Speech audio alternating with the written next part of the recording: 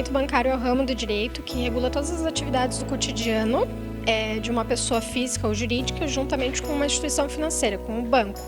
Então, todas essas atividades para compra de um veículo, por exemplo, um financiamento bancário ou a realização de um empréstimo consignado, ele está dentro da situação do direito bancário.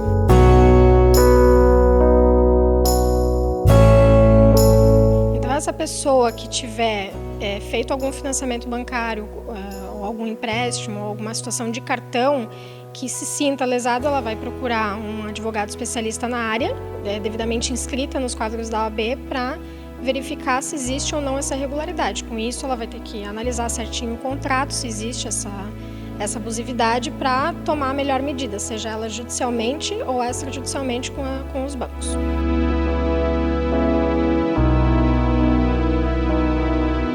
Nas relações bancárias, o contrato utilizado é o contrato de adesão, onde não possibilita para o consumidor discutir alguma cláusula que está lá imposta. Diferente de um contrato de compra e venda, onde cada cláusula, tanto a pessoa que está vendendo como a pessoa que está adquirindo o imóvel, ela tem possibilidade de discutir item por item, cláusula por cláusula. No contrato de adesão, não, ele já vem pronto, massificado para todas as pessoas que forem comprar ou adquirir, né, um carro, caminhão, fazer um financiamento. Então, não possibilita ao consumidor discutir as cláusulas que estão lá já prontas. Como, por exemplo, o IOF, que atualmente é o Imposto, né, sobre Operações Financeiras, atualmente ele não vem possibilitando que o consumidor discuta a possibilidade dele estar no contrato ou não.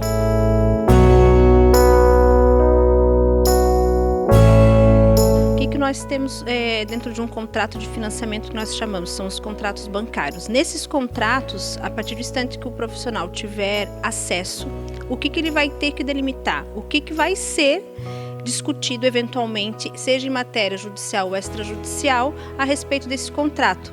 Eu trago como exemplo um julgado que tratou de duas situações bem peculiares, que são decisões recentes, que é a TAC e a TEC. O que seria isso? Taxa de abertura de crédito e taxa de emissão de carnê.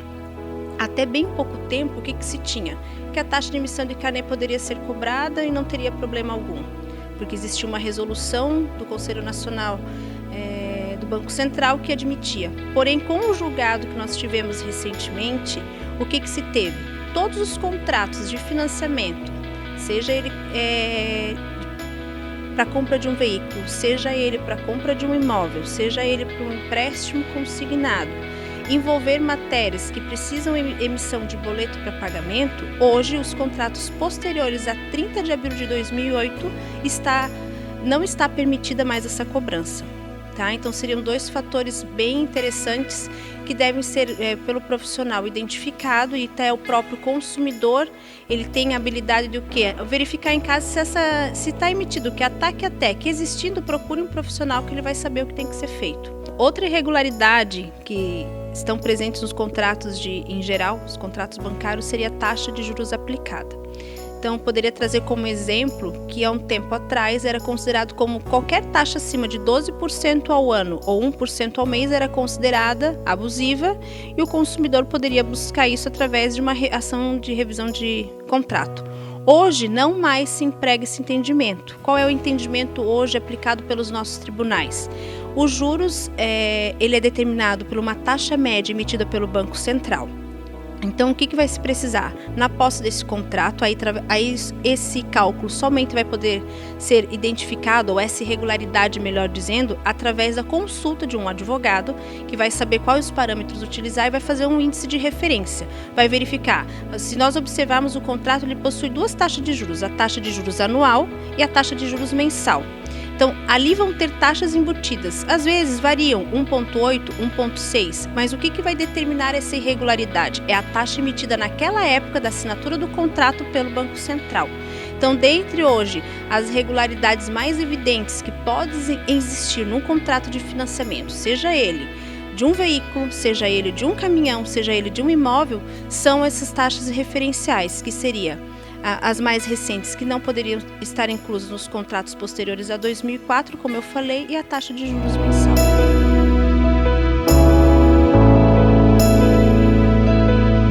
Que Infelizmente hoje a população, o consumidor, ele tem um acesso fácil para a compra de um veículo, para a compra de um imóvel, que está tornando a população ao quê? A um superendividamento. Isso já é um instituto jurídico novo, que a gente já vê alguns palestrantes no Rio e São Paulo falando a respeito, realmente fazendo esse paralelo. Hoje, para você ter uma análise de crédito para a compra de um veículo, você vê muito aposentado ganhando um salário mínimo conseguindo comprar um veículo que a parcela é de R$500. Então, realmente, eu acredito que até mesmo pelo modo capitalista de ser que nós vivemos hoje, muitas vezes a maior parte da população se torna assim escravo do banco e deve tomar alguns cuidados. E dentre o que eu diria como profissional é evitar a compra de um veículo a longo prazo. Eu sempre oriento a verificar a questão dos juros zeros ou até em 24 vezes, mas normalmente o que isso acontece? Apenas para carros ou veículos mais novos. Hoje a gente não vê a questão e a possibilidade de juros zero com relação a um imóvel, um carro, um veículo, aquisição mais antigo. Porém, evitar longos, tentar fazer no máximo em 24 ou 33 vezes seria um bom modo de se evitar e tentar e continuar escravo do banco.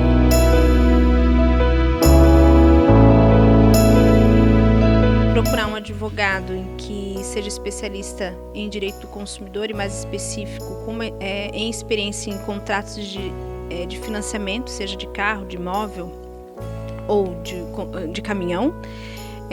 Procurar evitar a busca por profissionais ou até empresas específicas que buscam e mostram de uma forma aleatória resultados imediatos, porque existe possibilidade de uma revisão de um contrato, de análise contratual? Existe, mas essa análise ela deve ser feita por um profissional qualificado, habilitado, com técnica específica, para que não tenha problemas com relação a não ter o seu direito atingido, porque nem todo contrato bancário é passível de revisão. Ela vai ter que ser analisada tópico a tópico e somente um advogado efetivamente habilitado vai ter habilidade técnica profissional para resolver e dirimir esse conflito para um consumidor que se sente lesado.